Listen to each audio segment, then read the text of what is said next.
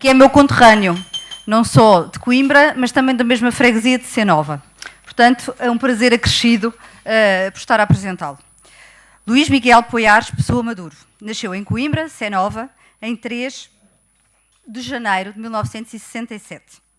É diretor da School of Transnational Governance do Instituto Universitário Europeu. Foi ministro adjunto e do Desenvolvimento Regional de 2013 a 2015. É licenciado pela Faculdade de Direito de Lisboa e doutorado pelo Instituto Universitário Europeu de Florença, onde obteve os prémios para o melhor tese de doutoramento e de melhor investigador do Departamento de Direito. Foi advogado-geral no Tribunal de Justiça das Comunidades Europeias até outubro de 2009. Exerceu funções de docente na Faculdade de Direito da Universidade Nova de Lisboa, com quem continua a colaborar até ao presente. Foi professor convidado da Yale Law School, do Centro de Estudos Constitucionais de Madrid, Universidade de Chicago e London School of Economics. Leciona igualmente na Universidade Católica e no Colégio da Europa. Foi presidente do Comitê de Governação da FIFA de maio de 2016 a abril de 2017. Em 2010, foi distinguido com o Prémio Gulbenkian de Ciência. Agraciado, peço desculpa, eu não queria ter óculos para aqui, mas de facto a letra devia estar maior. Agraciado com a comenda da Ordem de Santiago da Espada, é autor de numerosas publicações. Seja muito bem-vindo, Sr. Professor. O palco é seu.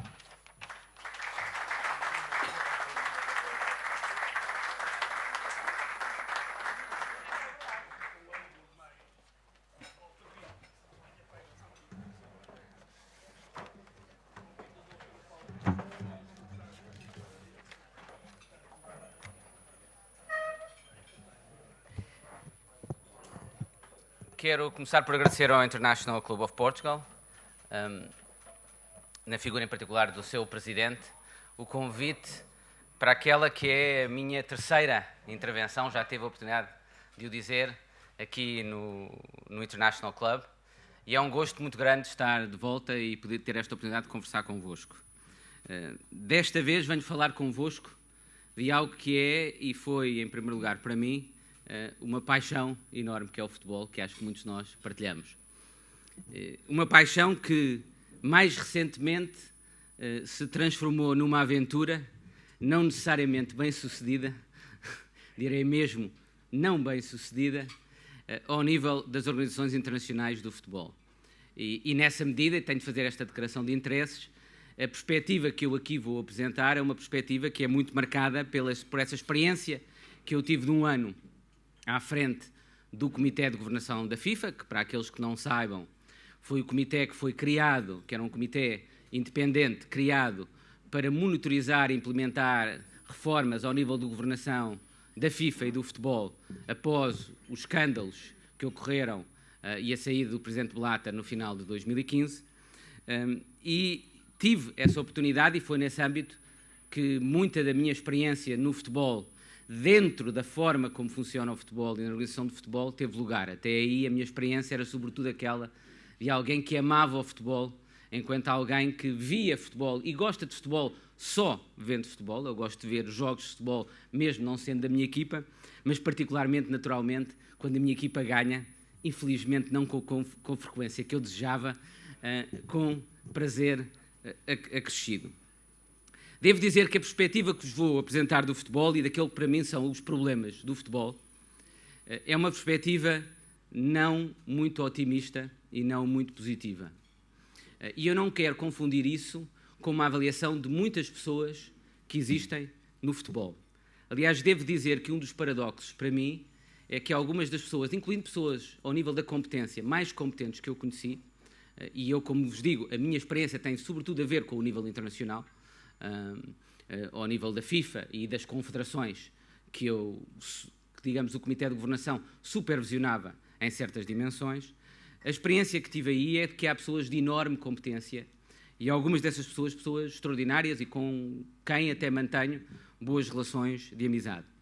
Mas, pelos motivos que vos vou explicar, eu acho que a própria estrutura de funcionamento do futebol e a cultura do governo do futebol cria problemas fundamentais que são independentes dessas pessoas e, pelo contrário, fazem com que aqueles que muitas vezes são os melhores não vinguem, não sejam aqueles que acabam por assumir um papel predominante no futebol. O futebol é uma paixão, penso que para muitos de nós, e isso desde logo reflete-se na sua importância enquanto atividade de lazer e na sua importância social. Só isso era suficiente para merecer um interesse em termos de políticas públicas, para além daquele interesse que nós temos enquanto apaixonados pelo futebol, fãs de equipas de futebol. Mas, independentemente dessa relevância social, o futebol tem hoje uma relevância económica extraordinária e muito superior àquilo que, por vezes, até se julga. Vou-vos dar apenas alguns números a esse respeito. A audiência de um campeonato do mundo de futebol anda à volta de 40 mil milhões de pessoas. Se, em vez do futebol, olharmos para o desporto em geral, por exemplo, os Jogos Olímpicos são seguidos por 2/3 da população mundial. Algumas das empresas que mais cresceram no ranking FT do Financial Times, para as 500 maiores empresas globais, são empresas da área do desporto, nos últimos anos. De algumas daquelas que mais cresceram. As receitas, por exemplo, só da UEFA e da FIFA, as receitas da UEFA e da FIFA variam entre 3 mil milhões e 5 mil milhões por ano. Estamos a falar só de receitas, por exemplo, da UEFA, superiores a 4 mil milhões no ano passado, e este ano dizem que superarão os 5 mil milhões de euros. Estamos a falar de uma associação. Imaginem se há alguma empresa no mundo que tem pouco mais de 500 trabalhadores e mais de 5 mil milhões de receita por ano e poucos investimentos, pouca despesa. Isto é uma empresa extraordinária, não é? Desse ponto de vista da criação de lucro, de mais-valia. E esta importância do futebol, depois um dos problemas fundamentais que vou falar é que a forma como estas receitas são distribuídas, e precisamente a sua centralização na FIFA e na UEFA, é um dos aspectos que explica alguns dos problemas, mas esta importância ao nível económico reflete-se ao nível do peso do próprio desporto, não só do futebol, mas sendo o futebol, no entanto, o mais importante, no que diz respeito ao PIB. Há um relatório da União Europeia, já com alguns anos, que indica que o peso do desporto em termos do PIB da União Europeia é 3,5% do PIB. Se este número já é significativo, para terem uma percepção ainda maior da relevância deste número, basta pensarem que a agricultura, excluindo o setor agroalimentar, portanto a parte industrial, mas a agricultura é 1,7% do PIB. Ou seja, o desporto tem um peso no PIB que é mais do dobro daquele da agricultura. Claro que quando falamos aqui do desporto, falamos de receitas que têm a ver com as competições desportivas, com os próprios clubes, mas com o merchandising, com os produtos e equipamentos desportivos, com o jogo online e relacionado com o desporto, com as transmissões de direitos televisivas. Tudo isso, todas essas áreas associadas ao desporto correspondem aproximadamente a 3,5% do PIB da União Europeia. É uma atividade de enorme importância. Um dos problemas que o futebol tem tido é precisamente o facto de este crescimento e desta relevância económica, que se acentuou muito no final dos anos 60 e 70, com a presidência de Avalanche e Blatter, que realmente tiveram um papel muito significativo na capacidade do futebol se desenvolver como uma atividade económica global. Foi nessa altura, sobretudo, que isso surgiu. Esse impacto e esse crescimento económico explica, no entanto, algumas das dificuldades do futebol. Porquê? As estruturas de governo do futebol, no seu fundamental, continuam a ser herdeiras do modelo originário, que era um modelo associativo de uma base muito amatorial, os chamados gentlemen's clubs.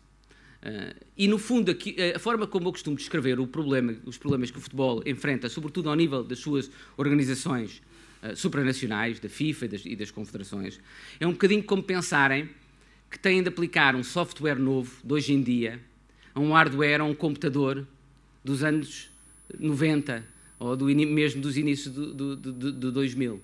Naturalmente, isso não vai funcionar bem. Ou seja, nós hoje em dia temos uma atividade económica que tem uma dimensão económica importantíssima, relevantíssima, e o hardware que continua a gerir esta atividade a cultura de governo nas organizações estão ainda com uma cultura de governo que é bastante anterior àquela que era necessária e que era exigível, atendendo à dimensão e à importância não apenas social, mas económica desta atividade. E isso depois exprime-se e tem uma relevância pública, uma exposição pública, sobretudo, ao nível dos escândalos que se têm multiplicado e que dizem respeito ao futebol. E que revelam, no fundo, um conjunto de problemas de integridade para o jogo e em redor do jogo do futebol. Vão desde a corrupção desportiva à corrupção financeira, ao match fixing, à evasão fiscal, passando por compra de votos, por discriminação contra mulheres, que é generalizada nesta área. Mas todos estes problemas e estes escândalos, que hoje em dia, muitos deles, infelizmente, têm imensa visibilidade, são reveladores e são, no fundo, aquilo que é, se quiserem, a ponta do iceberg. O iceberg é a cultura do governo, que é uma cultura de governo dominada pela opacidade, a falta de genuína democraticidade e por conflitos de interesses generalizados. E é essa cultura que explica, que torna possível depois que esses escândalos ocorram e que muitas vezes até dá cobertura a alguns desses escândalos. Aquilo que eu vou procurar fazer hoje é começar por explicar o que é que explica essa cultura e explicitar os problemas de integridade que isso gera. E há dois aspectos fundamentais aí. O primeiro, e vou já antecipá-los, o primeiro é uma cartelização e concentração de poder enorme no futebol. E o segundo é a ausência de um escrutínio independente e formas adequadas de separação de poderes. Estes são os dois grandes problemas ao nível da governação das estruturas do futebol que explicam tudo o resto. Depois irei procurar identificar aquilo que poderiam ser algumas regras de boa governação para reformar essa cultura. Mas também irei dizer e procurar explicar porque é que eu entendo que as mesmas condições, as mesmas variáveis que explicam estes problemas na cultura de governo do futebol tornam praticamente impossível que o futebol seja capaz de se reformar a ele próprio. E por isso é que eu digo que mesmo que existindo, e existem dentro do futebol, muitas pessoas com qualidade e que gostariam de fazer diferente, é-lhes impossível mudar. Aliás, é a própria lógica de um cartel. Um cartel não pode ser combatido por quem pertence ao próprio cartel, ainda que custasse que esse cartel não existisse, e esta é a grande dificuldade para o futebol se reformar a si próprio. Abordarei depois também o desafio da competitividade, que do meu ponto de vista é o outro grande desafio que nós temos hoje em dia, o crescente gap competitivo entre clubes e desde logo o impacto que esse gap competitivo que existe a nível europeu tem depois, por exemplo, nos campeonatos nacionais, que do meu ponto de vista é pior ainda em termos de consequências do que o simples gap competitivo a nível das competições europeias. E vou procurar explicar a relação entre estas duas dimensões, estes problemas de governo do futebol e o problema do gap competitivo, e depois avançar de que forma é que alguma reforma poderia ocorrer.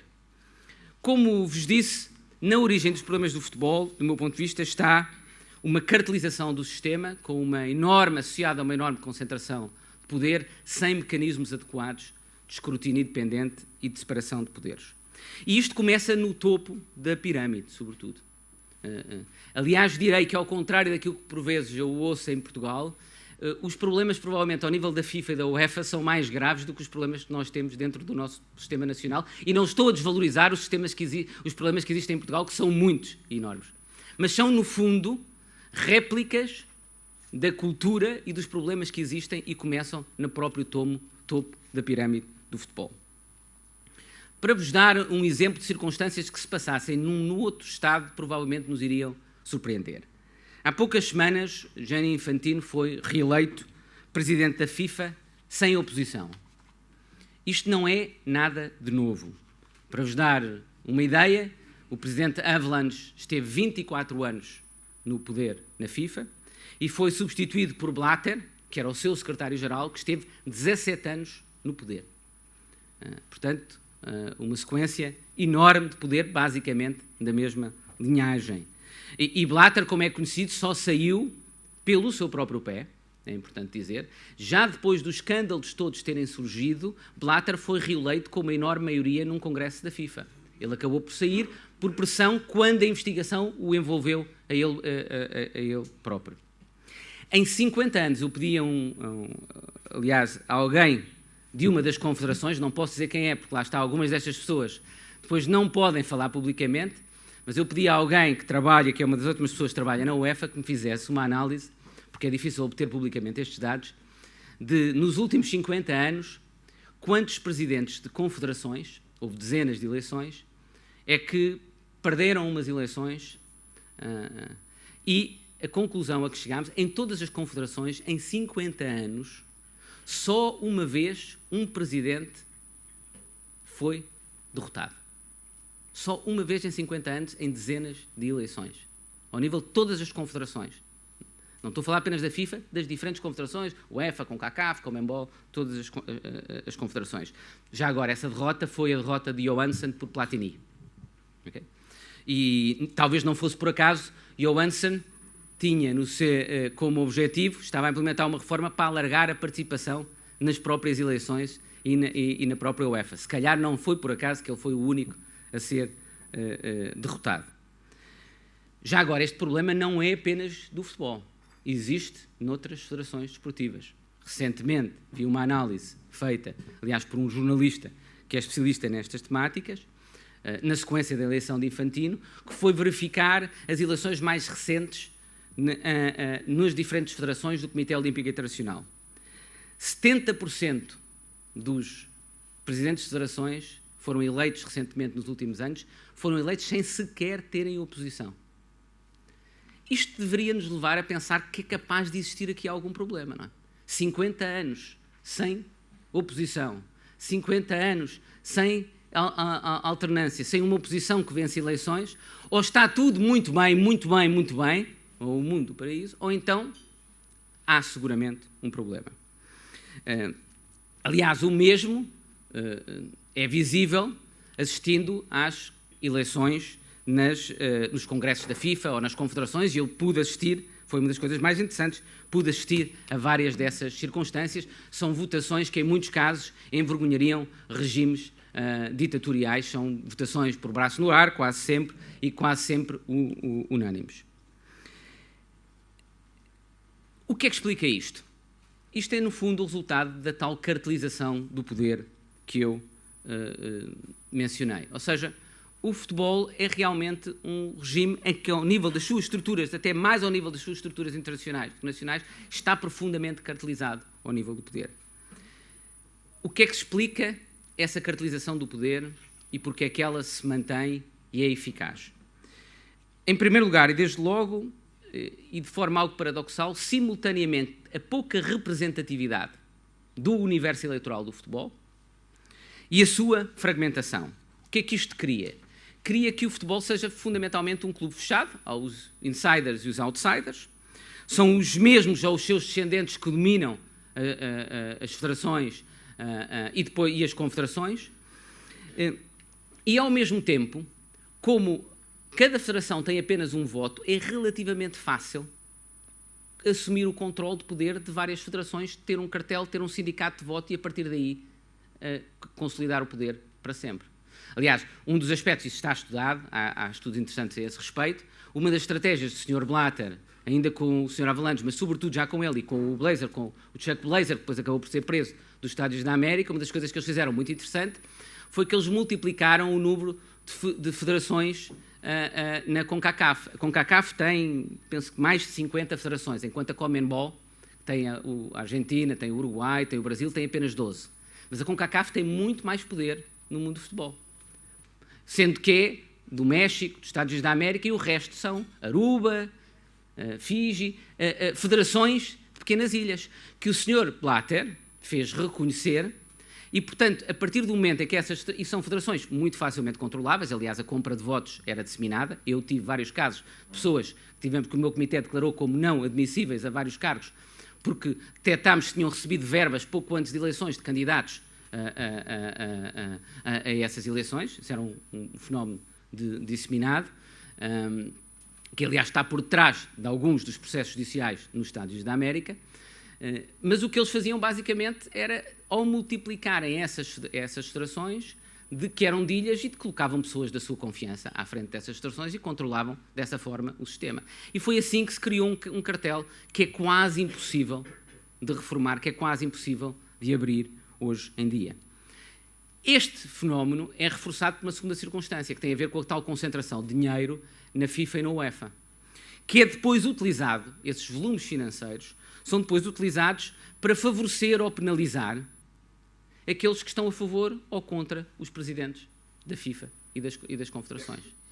Esse dinheiro serve sobretudo para isso, para quem se manifesta publicamente, obviamente a sua federação vai ter menos dinheiro, já não fala a nível pessoal, porque alguns dos casos desses era a nível pessoal. Um dos casos, posso dizer, não posso dizer infelizmente quem é, porque estou sujeito a um dever de confidencialidade relativamente a esse processo. Mas conto-vos um dos casos, era um presidente de uma federação de um Estado que nós na Europa consideraríamos como dos Estados que menos suspeitaria riscos de corrupção, de conflitos de interesses. A mulher deste presidente de federação recebeu numa fundação sua 100 mil euros da presidência no tempo do Sr. Blatter, poucos meses antes da reeleição do Sr. Blatter para a presidência. Portanto, a FIFA pagava, tem pouco controle, pagava dinheiro para uma fundação, no pretexto de que essa fundação, sem concurso, sem nada, naturalmente, era dinheiro distribuído discricionariamente pelo presidente da FIFA, 100 mil euros a uma fundação. O pretexto era que essa fundação ia desenvolver um projeto interessante para o futebol, sendo que a federação era presidida pela mulher de um presidente de uma federação que poucos meses depois votou a reeleição do Sr. Blatter. Já agora este senhor, eu tive conhecimento deste processo porque ele apareceu no meu comitê como sendo-nos apresentado como candidato, portanto, pessoa que queriam nomear para o Comitê de Ética da FIFA. Imaginem, naturalmente, nós não tínhamos poderes de investigação, mas determinámos que o mínimo era que isso, não sabíamos se aquilo poderia ser considerado ou não corrupção, mas pelo menos um conflito de interesses existia, portanto a pessoa pelo menos não poderia ir para esse Comitê de Ética. Mas isto para vos dizer que esta concentração de dinheiro é depois uma das circunstâncias que é utilizada por parte dos presidentes das FIFA e das confederações para exercer o seu poder, manter o seu poder e consolidar o seu poder. O paradoxo é que, invocando a FIFA ou a UEFA, as federações desportivas, uma representatividade da base para o topo, na realidade o poder do futebol é organizado do topo para a base. Exatamente ao contrário.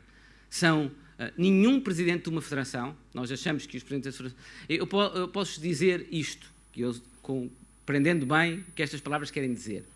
Se um presidente da FIFA ou da Confederação não estiver satisfeito com o presidente da Federação Portuguesa, isso significa mais para o futuro do Dr. Fernando Gomes do que a insatisfação, eventualmente, dos clubes portugueses.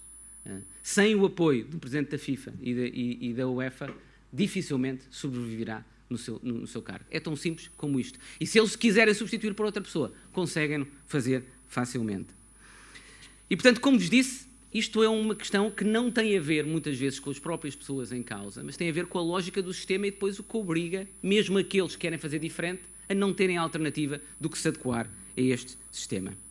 Esta cartelização é depois ainda facilitada pela circunstância de existir um reduzido controle independente da integridade das eleições. Há problemas ao nível da confidencialidade do voto. Uma das coisas que o meu comitê tentou fazer, e adotámos um conjunto de regras e de procedimento para as eleições, foi, por exemplo, porque detectámos que havia inúmeros problemas a esse respeito, porque pagando-se votos, direto ou indiretamente, é necessário depois controlar que as pessoas votam de acordo.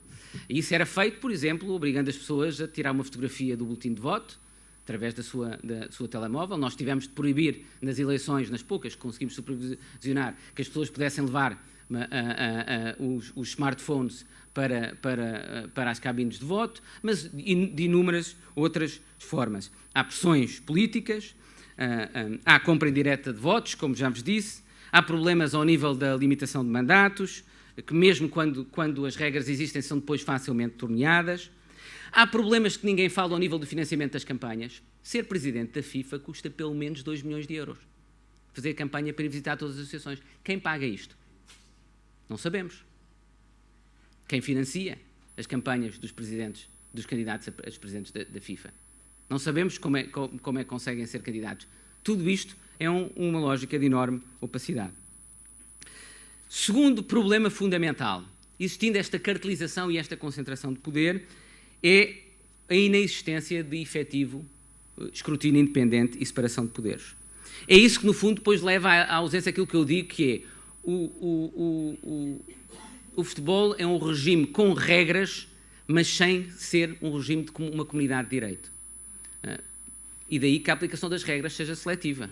Já existia comitê de ética no tempo do Sr. Blatter, mas as infrações de éticas de uns eram sancionadas e as de outros não eram sancionadas. Frequentemente a percepção que há, e aliás basta ver depois a sua reprodução, mesmo cá em Portugal, nos debates, sendo verdade ou não, é essa a percepção que depois se transmite do funcionamento de alguns destes órgãos disciplinares ou quase judiciais das organizações esportivas, é que eles funcionam de forma seletiva e funcionam para perseguir uns e poupar outros. Isso tem a ver com o quê? Sendo verdadeiro ou falso? Tem a ver com a circunstância do funcionamento destes órgãos não garantir a sua efetiva independência. Desde logo porque os seus mandatos estão frequentemente na disposição daqueles que eles devem controlar. Quando o mandato de alguém que é suposto supervisionar outrem ou controlar outrem está na dependência daquele que esse deve controlar, naturalmente que o controle não tem a mesma credibilidade. E, portanto, quando nós temos mandatos que podem ser terminados por vontade política ou que podem não ser renovados pela mesma razão, isso cria desde logo um problema ao nível das garantias de independência destes órgãos. Depois, segundo aspecto, a sua origem frequentemente não é independente. Nos órgãos de gestão do futebol, de organização do futebol, devem ser pessoas do futebol que percebem futebol. Mas nos órgãos que fazem o controle independente, devem ser pessoas que não devem ter, que podem gostar de futebol, melhor se gostam de futebol, mas que não devem ter uma relação próxima com esse mundo do futebol, sob pena de, frequentemente, a sua independência ser colocada em causa. Deveriam ter staff próprio, também não o têm. Não estão sujeitos também a períodos de nojo no fim das suas funções. Era fundamental que quem exerce esse tipo de funções de órgãos que deveriam ser independentes, disciplinares, arbitrais, quase judiciais, no desporto, estivesse sujeito a um período durante o qual, sendo compensado, se necessário, financeiramente por isso. Era preferível isso. Mas estivesse sujeito a um período durante o qual, após o fim das funções, não podia ir trabalhar para aqueles que esteve antes a controlar. Como digo, eu com isto não quero sequer fazer um juízo negativo sobre aqueles que exercem funções nesses órgãos hoje. Eu próprio tive, durante um período breve, essas funções. Não tem nada a ver com a honorabilidade dessas pessoas. Da mesma forma que quando se detectam problemas ao nível da independência, quando um governo nacional, por exemplo, um sistema político num Estado, coloca em causa a independência dos seus tribunais, nós não estamos com isso a dizer mal dos juízes desses tribunais. Pelo contrário, isto serve para proteger a sua independência e, desde logo, depois para proteger a sua autoridade. Porque mesmo que, vamos pressupor, que eles resistem a todas estas condicionantes, que são, por si só, limitadoras da sua independência, e eles conseguem atuar independentemente, a verdade é que mesmo que eles o façam, essa circunstância de não existirem mecanismos adequados de garantia da sua independência contamina a percepção daquilo que eles fazem. E, portanto, mesmo que eles hajam independentes, vai ser sempre dito que eles não são independentes, porque eles estão a ser, ou porque vieram do clube X, ou porque a seguir vão trabalhar para o clube Y, ou porque estão na dependência política desses, ou dos presidentes dos clubes, ou dos próprios que eles devem controlar nessas organizações.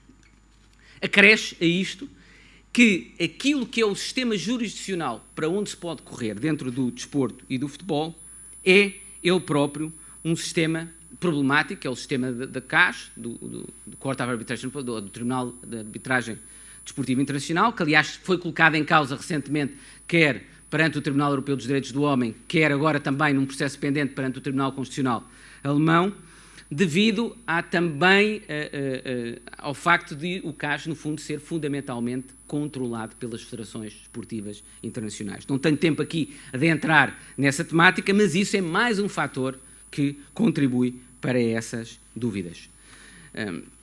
Isto leva, portanto, e é isto que explica depois inúmeros problemas que detectamos no futebol. Os conflitos de interesses generalizados, quer ao nível dos exercícios de funções, quer ao nível da propriedade dos clubes, quer ao nível do funcionamento dos agentes esportivos, pouca transparência nas regras financeiras, quer no domínio desportivo, problemas ao nível de violação dos direitos humanos, que vão ser cada vez mais visíveis e prementes, e há processos em curso, neste momento, que colocam em causa decisões desportivas internacionais a esse nível.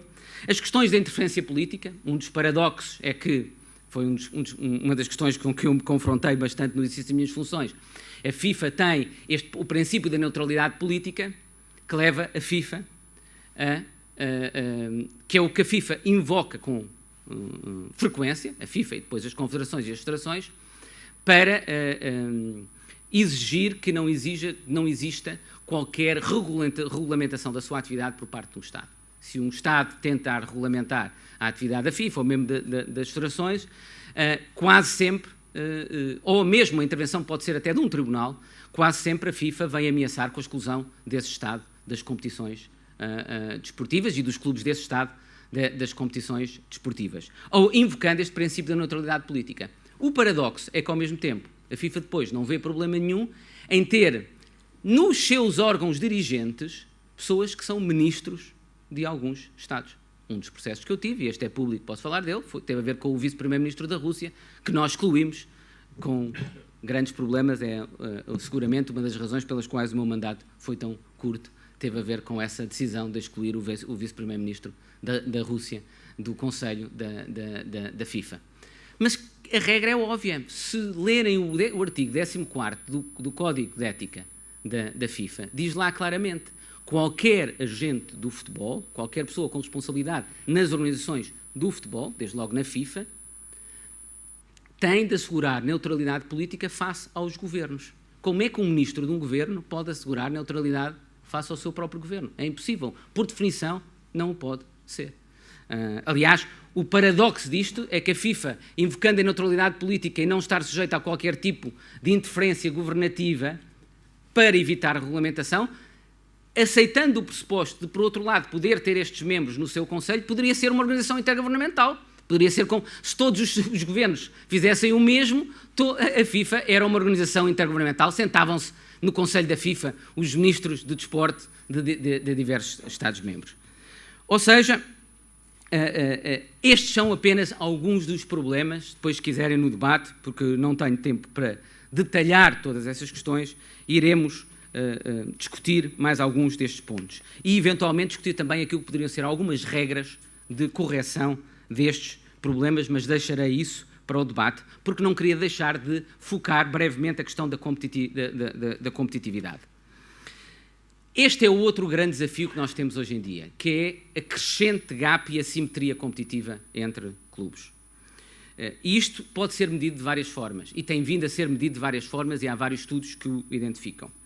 Há campeões cada vez mais repetitivos em vários campeonatos, basta ver em França o PSG, em Itália a Juventus, mas até mais do que isso, há um outro problema que, do meu ponto de vista, é ainda mais significativo e que afeta particularmente o caso português, em que temos competitividade pelo primeiro lugar, mas não temos nenhuma competitividade com as outras equipas, e que foi medido num estudo que mede, no fundo, a competitividade ou a perda de competitividade nos campeonatos nacionais com a percentagem de pontos que obtém o primeiro classificado. Ou seja, maior a percentagem de pontos, maior a diferença competitiva entre esse primeiro classificado, ou entre o primeiro e o segundo, e os outros do campeonato. Se tem uma percentagem quase 100%, significa que venceu os jogos todos. Ora, esse estudo, que envolveu 28 Estados europeus, detectou uma perda de competitividade a esse nível em todos os Estados europeus. Mas mais preocupante para nós, para o caso português, o campeonato menos competitivo desses 28 Estados, o campeonato menos competitivo desses 28 Estados é o campeonato português. E, portanto, eu acho que isto deveria ter feito soar algumas campainhas e deveria levar-nos a refletir sobre algo que se está a passar no nosso campeonato. Nós temos competitividade entre o Benfica e o Porto, e às vezes um bocadinho o Sporting. Eu gostava com mais frequência o Sporting, mas tem sido sobretudo o Benfica e o Porto, mas depois não há competitividade nenhuma com os outros clubes. E depois este gap competitivo tão grande cria um problema de integridade ao nível da relação entre esses clubes e os outros clubes mais pequenos. E aumenta as suspeitas sobre a própria integridade do campeonato. Um outro elemento significativo: nos 8 clubes que se qualificaram Na fase de grupos da Champions League, o ano passado, nos 8, 7 desses clubes tinham os orçamentos maiores. Ou seja, uma correlação quase absoluta entre maior orçamento e qualificação para os quartos de final da Champions League. A única exceção já agora foi o Ajax e às custas do Benfica. O Benfica era o 8º, mas foi o Ajax que se qualificou. Foi a única exceção a essa correlação quase absoluta. E já agora as diferenças do orçamento médio de equipa nos campeonatos têm vindo a agravar-se. Para vos dar uma ideia, neste momento o orçamento médio de uma equipa portuguesa é 10% do orçamento médio de uma equipa da Premier League. Estas vantagens financeiras, e isto está estudado, há uma correlação brutal entre vantagem financeira, entre capacidade financeira e a vantagem desportiva, tendem a consolidar-se. Quem ganha depois tem mais receitas, tendo mais receitas ganha mais e, portanto, isto vai se autoalimentando e vai agravando os problemas nesta matéria. Isto é um problema não apenas na competitividade europeia. O problema maior é a competitividade depois dos campeonatos nacionais. Porque o agravamento a este nível da Champions League e as novas regras da Champions League, do meu ponto de vista, aliás, em violação do direito da União Europeia, da concorrência, e a União Europeia devia intervir, agravam este diferencial competitivo. A UEFA, quando fez a centralização de direitos, invocou que isso iria servir para distribuir as verbas. Na realidade, está a agravar o diferencial competitivo com as verbas da Champions League. Este agravamento não é só grave ao nível da perda de competitividade das nossas equipas ao nível europeu. O fator mais grave é depois o nosso campeonato nacional. E ainda mais nos outros estados pequenos e médios que só vão qualificar um clube para a Champions League. Estes clubes que vão à Champions League vão ser vencedores permanentes nos campeonatos nacionais. Vão perder qualquer interesse. Este é o grande problema, mais até do que a perda de competitividade europeia e o impacto a nível nacional. Que soluções é que podem existir? A centralização dos direitos é um meio e não um fim. Eu costumo dizer, quando se diz a centralização dos direitos, atenção, a centralização dos direitos pode servir dependendo do que se faz depois com esse dinheiro. Ou seja, a centralização dos direitos traz um volume de verbas maiores. Mas a questão fundamental é depois como é que vamos distribuir essas verbas. Em si mesma, a centralização de direitos não resolve este problema. E depois há a questão da sua redistribuição a nível europeu ou a nível nacional. Há hipóteses de tributação de clubes, há hipóteses de tributação de transferências, há a possibilidade de fazer tetos orçamentais. Do meu ponto de vista, era a sequência natural ao fair play financeiro, era o que deveria ter sido feito na sequência porque ter o financial fair play sem tetos orçamentais é agravar o diferencial competitivo. Os clubes que têm mais receitas, dos campeonatos mais importantes, vão ficar cada vez mais competitivos e os outros perderam os instrumentos que tinham antes, que era endividamento e outras possibilidades a esse nível. Vai ser muito difícil resolvermos estes problemas pela relação pelos próprios problemas ao nível da governabilidade. No nosso debate, posso-vos, se quiserem, tentar explicar o que é que eu acho que pode eventualmente vir a ser feito nesta matéria. Mas acho que teremos uma grande dificuldade de reforma ao nível das organizações do futebol, e é aquilo que me preocupa também, com um impacto potencialmente muito negativo ao nível do próprio campeonato português e dos clubes portugueses. Durante o debate podemos falar mais sobre esse impacto e também sobre aquilo que pode ser feito para procurar reformar o futebol nestas diferentes dimensões. Muito obrigado.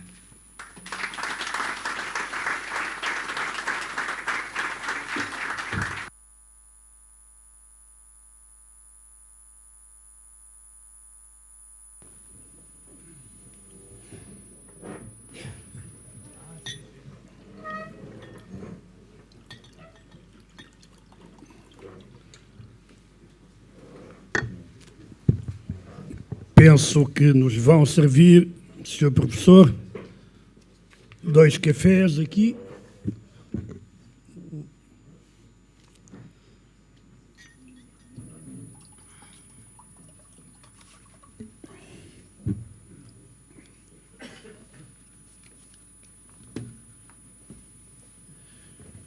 Professor Miguel Poiares Maduro, nas 2 situações anteriores em que tive o privilégio de estar aqui a seu lado, tratei-o por ministro, hoje tratá-lo-ei por professor, até porque sei que é aquilo que o senhor mais gosta de ser e melhor sabe fazer. Lembro-me que na altura em que se falou no seu nome para o governo liderado por Pedro Passos Coelho, a comunicação social aludiu muito aos seus vastíssimos conhecimentos, à sua gigante cultura, nos mais diversos temas. Hoje provou-nos aqui isso uma vez mais, porque falou de todo esta complexidade que é o mundo do futebol, como eu, que não pareço, mas já tenho 62 anos, nunca tinha ouvido falar. E ali à mesa também falámos de outro tema, igualmente complexo, o do futuro da comunicação social, e percebi que, aliás, fiquei quase com vontade já de o convidar também para o orador sobre esse tema, que é uma área que domina bem. Por essa razão, e por estas razões e muitas outras, é uma honra tê-lo aqui conosco pela terceira vez e não há um ditado que diga que não há 3 sem 4, mas pode passar a haver. Vamos tê-lo novamente mais vezes aqui. Não sei se o tratarei nessas suas próximas vindas por professor, Miguel, ou por ministro, ou por presidente, mas estamos cá à sua espera. Bom, vamos então passar a palavra à sala, com apenas uma pergunta por cada interveniente e, de preferência, uma pergunta que seja um bom exemplo de poder de síntese. Temos já na mesa China, quem diria, na mesa China, o Dr. José Ribeiro Castro, que está ali, é aquele senhor jovem de cabelo farto, como o meu. Bom, muito boa tarde, muito obrigado, Miguel Poiares Maduro, pela exposição. A pergunta que queria pôr é sobre quadros competitivos europeus, que eu creio que estão a agravar a desigualdade e são maus para os clubes portugueses. Eu já tenho alguns anos, apesar de ser jovem, como disse o Manuel Ramalho, mas recordo o modelo antigo e conheço o modelo atual.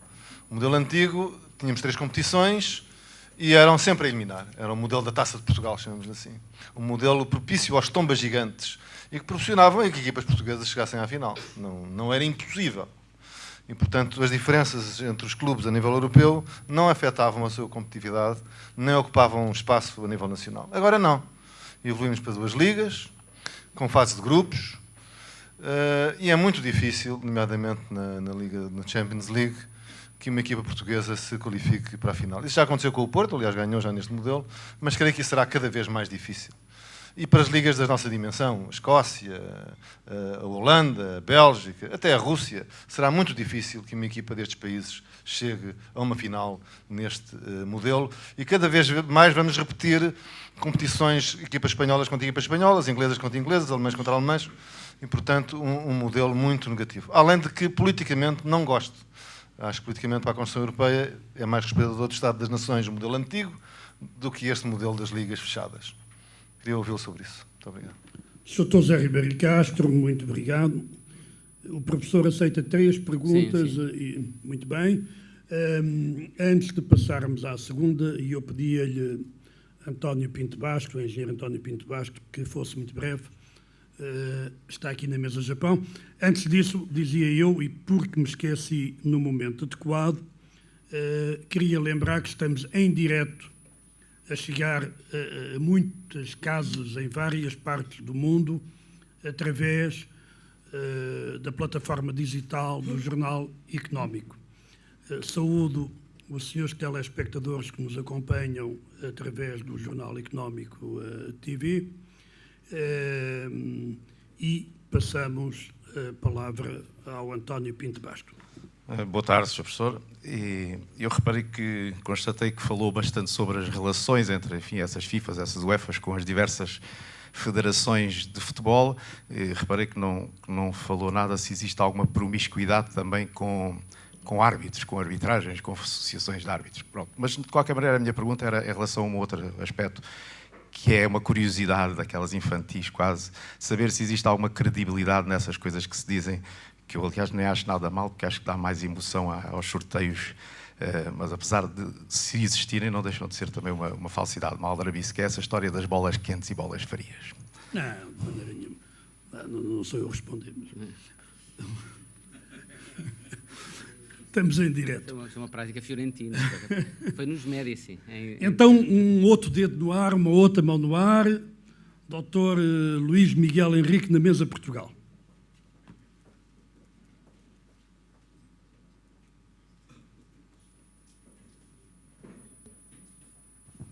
Boa tarde a todos e ao professor Miguel Poiares Maduro.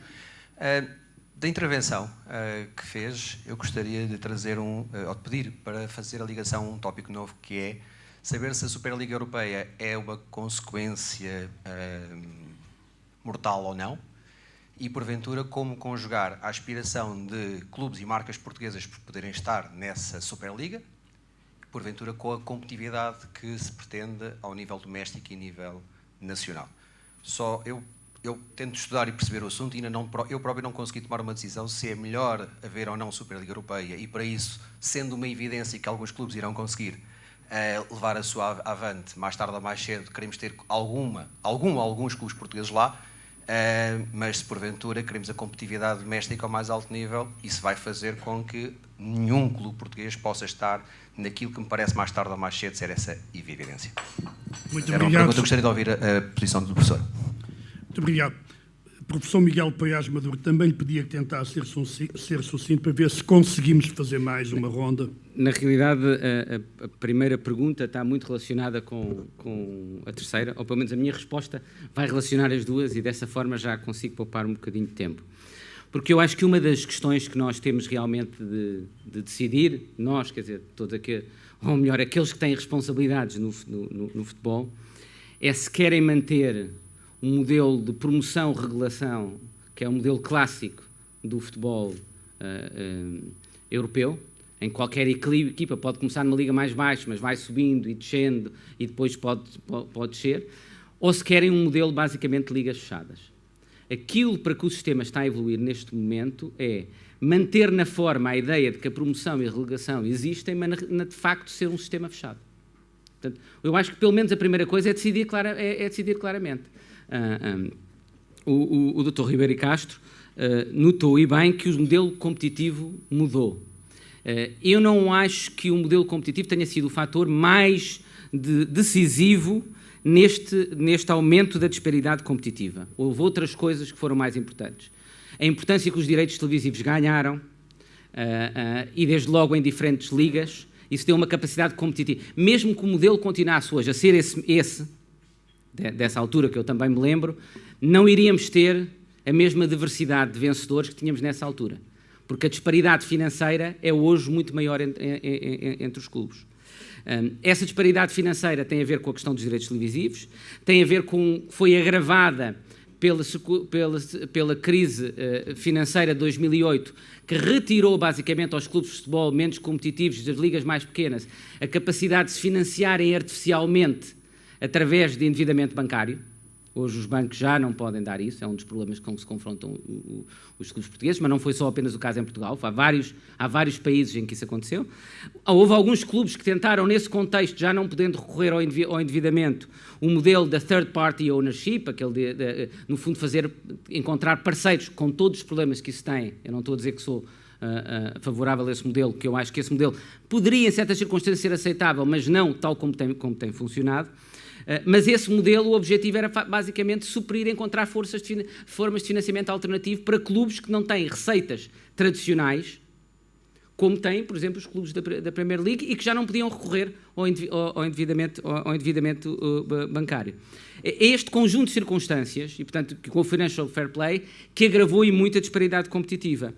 O modelo competitivo, é verdade, que ainda dá mais impacto a essa disparidade financeira, portanto ainda torna mais óbvio a diferença desportiva decorrente da diferença financeira, da diferente capacidade financeira. Mas não há volta a dar, porque tem a ver com um aspecto que eu disse antes.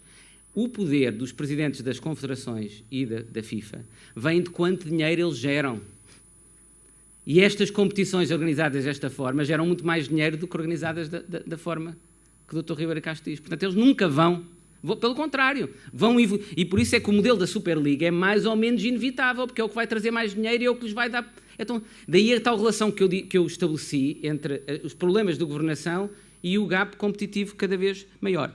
Só há portanto, uma escolha que nós temos de fazer e que eu acho que só se vai conseguir fazer de forma que se for imposta externamente, que é, ou tentamos manter esse modelo europeu tradicional, e então temos de fazer redistribuição a sério, não apenas dos direitos televisivos, mas com formas de tributação. Seferino começou por dizer que ia tributar as transferências, hoje em dia já não fala disso, e já está numa relação muito mais próxima com os grandes clubes. Ou então assumir claramente que vamos para um modelo de ligas fechadas, os campeonatos nacionais vão ser campeonatos com muito menos importância e pelo menos ter então um modelo em que, do meu ponto de vista, que era um modelo mais frágil, mas ainda da tradição europeia, que é um modelo com ligas regionais europeias, com depois que dava acesso à Champions League. Eu acho que pelo menos esse modelo poderíamos tentar, e se formos para evoluir para um modelo fechado, provavelmente devia ser isto. Quanto à questão das bolas quentes e frias, estava-me a rir porque esse mecanismo foi inventado na altura dos Médici em Florença. Mas eu devo dizer, no futebol nunca vi, mas também não é necessário. Na verdade, as eleições no futebol, hoje em dia, algumas delas têm de ser por voto secreto. E é por isso que eles fazem a pressão antes para não existirem mais candidatos do que aqueles pós-legais existentes. Porque como os deixaram de conseguir controlar, têm receio do próprio voto, a forma melhor é controlar a montante. Portanto, só se apresentam como candidatos aqueles que estão. Ainda agora, nas eleições para a Confederação Asiática, há aproximadamente 6 meses, no dia anterior saiu uma lista com aqueles que iam ser eleitos e basicamente foram esses que foram eleitos. Que tudo, um controle absoluto a esse nível. E, aliás, é a mesma razão pela qual... do meu ponto de vista, violando as próprias regras da FIFA e da UEFA, hoje em dia o próprio Infantino foi eleito por aclamação. A justificação que dão, por exemplo, para a eleição por aclamação, que fizeram para o Infantino também, é que só há um candidato que pode ser eleito por aclamação. Na realidade, a regra nas confederações e da FIFA diz que qualquer candidato tem de ser eleito por uma maioria de votos favoráveis. Isso significa que seria totalmente possível existir só um candidato que no voto secreto não tinha uma maioria de votos favoráveis. Se houvesse uma maioria de abstenções, não podia ser eleito. Para evitarem até esse risco, substituem isso pela lógica quando só há um candidato à aclamação. Portanto, isto faz parte do tal mecanismo de controle e de cartelização que eu mencionava. Não é necessário chegar a esses métodos sofisticados dos Medici italianos. Isso não sei a ideia, não tenho a mínima informação a esse respeito. Nós aqui fazemos sempre questão de terminar à hora estabelecida. Penso que já não vamos ter tempo para mais 3 questões. O Dr. António Magalhães tinha metido a mão no ar, mas creio que, entretanto, se ausentou. O Rui Calafate, meu amigo, há bocado fez assim, estava a cumprimentar alguém. Então, por favor, microfone. Mas pedia-lhe que fosse rapidinho. Rápido. É só por uma coisa que tu disseste, Miguel, sobre os 3% do PIB da indústria de futebol. Faz-me lembrar o seguinte, faz-me pensar o seguinte. Nós temos muitas críticas ao futebol português, mas temos os melhores jogadores, os melhores treinadores e, de facto, temos 3 clubes que são os grandes embaixadores de Portugal. Pergunta que eu faço. E qual é o papel dos Estados perante a indústria do futebol? Acho que é uma excelente questão, Rui Calafate. Eu tinha saudades de o ver cá connosco e agora fico ainda com mais vontade de que regresse à sua assiduidade de outros tempos. Mais alguma questão? É a última oportunidade. 2 mãos no ar. Carlos Miguel Gonçalves na mesa USA. Se o Carlos for rápido, o engenheiro Henrique Sá Nogueira ainda pode colocar uma questão. Rapidíssimo. Muito obrigado pela oportunidade. Eu perguntava se essa influência externa acaba por ter algum poder na organização interna no que respeita ao futebol, porque aquilo a que nós assistimos, com evidências, com factos, e que depois não vamos entrar nas questões jurídicas e como é que elas acabam, leva-nos a pensar que se calhar até esse poder intervém de modo a que não se possa ter um campeonato diferente, uma competição diferente, para nos tornar um bocadinho mais fortes, porque realmente o talento está cá, mas é para virem cá buscá-lo. E, aliás, o nosso presidente passa aqui tentou falar um pouco disso, porque cada vez nos estão a tirar mais, e se nós não temos realmente poder sobre aquilo que é nosso, então, se calhar, posso pensar que cai uma influência externa. Muito obrigado. O nosso presidente é o professor Marcelo Rebelo de Sousa. Engenheiro Henrique Sá Nogueira, na mesa Japão. Senhor engenheiro, pedia-lhe, só temos 1 minuto para a sua questão. Muito obrigado. Sr. Professor, eu, ao ouvir a sua intervenção, estava a fazer um paralelismo com a política. Uma vez que foi ministro, eu não resisto. A cartelização aqui são os partidos políticos.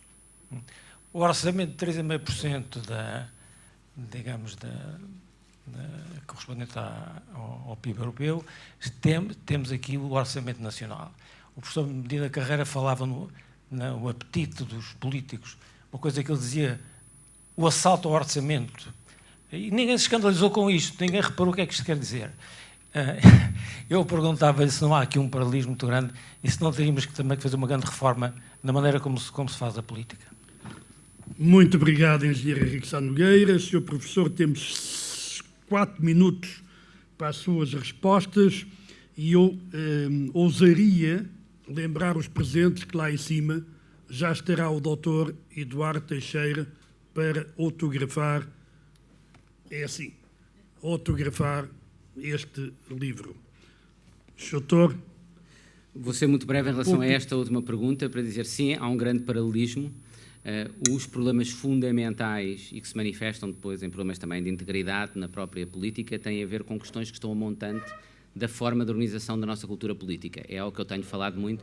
Sem reformarmos a nossa cultura política, não vamos ter nem boas políticas públicas, nem evitar os problemas de integridade que são manifestos na nossa política. Mas não vou desenvolver para além disso, porque não tenho tempo. A questão da relação entre os clubes e aquilo que se passa com Portugal e a nossa capacidade de valorizar jogadores, ter jogadores de qualidade e, ao mesmo tempo,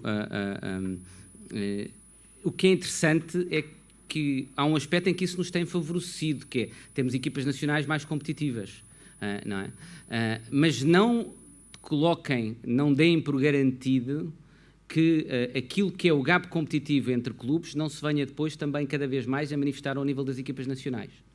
Vejam a reforma que a CONCACAF está a fazer neste momento, que basicamente garante a 4 das federações em 6 lugares, a 4 das federações da CONCACAF, presença permanente no campeonato do mundo. Está a criar um certo frisson, mas eu não me surpreenderia se uma vez consolidado o poder de certos clubes, isso depois não viéssemos a assistir a uma evolução semelhante ao nível das equipas nacionais. A questão da supervisão externa e a relação com o papel do Estado. Pelas razões que eu disse, eu acho que a reforma do futebol terá de ser imposta externamente. Primeiro ponto, não pode, do meu ponto de vista, ser imposta por Estados individuais. É muito difícil. Se um Estado tentar, pode fazer em algumas dimensões do seu futebol nacional, mas são limitadas mesmo aí. Porque se um Estado individualmente tentar fazer isso, aquilo que acontece é que a FIFA e a UEFA vão imediatamente ameaçar a exclusão da equipa nacional desse Estado do Campeonato da Europa e do Campeonato do Mundo e das equipas nacionais das respectivas competições europeias. Foi assim que sempre aconteceu no passado. É, aliás, curioso qual foi a única entidade que a FIFA e a UEFA aceitaram as decisões e tiveram de cumprir e obedecer.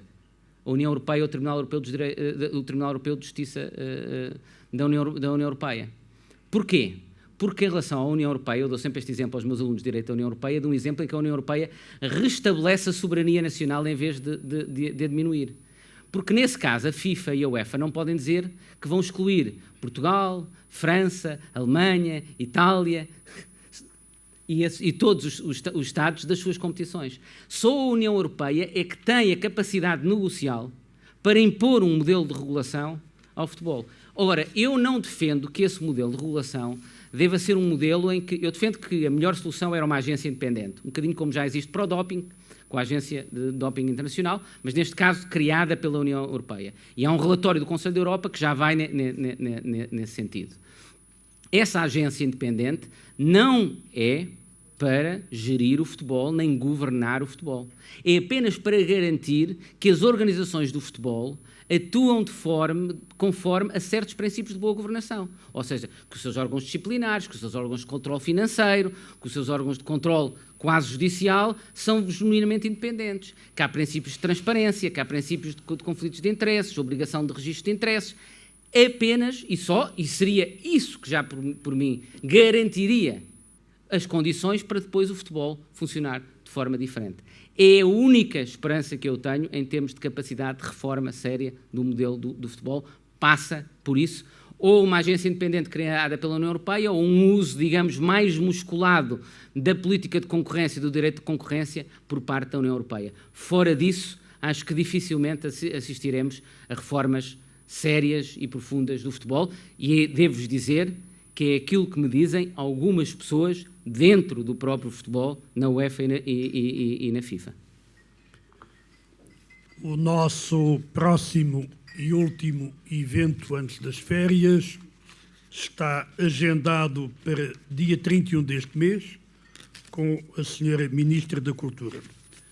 Em julho não é fácil mobilizar muitos dos nossos associados, mas era a data que a senhora Ministra tinha disponível e, felizmente, estamos a ficar surpreendidos porque já é considerável o número de inscrições que registamos. A quem puder vir a esse evento até dia 31, teremos muito gosto em cá recebê-los. A quem não puder, boas férias e até setembro. Professor Miguel Poiás Maduro, nas suas anteriores vindas recebeu a nossa esfera armilar, que era o que costumávamos oferecer aos nossos oradores.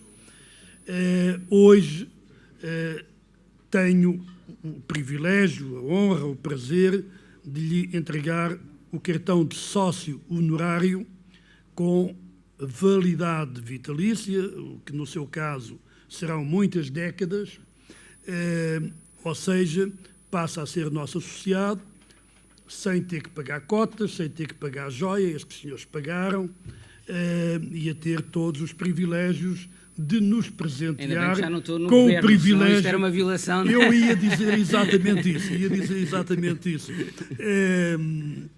Mas não é um valor superior a 150 mil euros.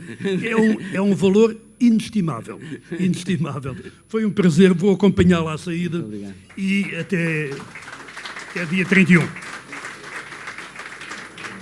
Obrigado.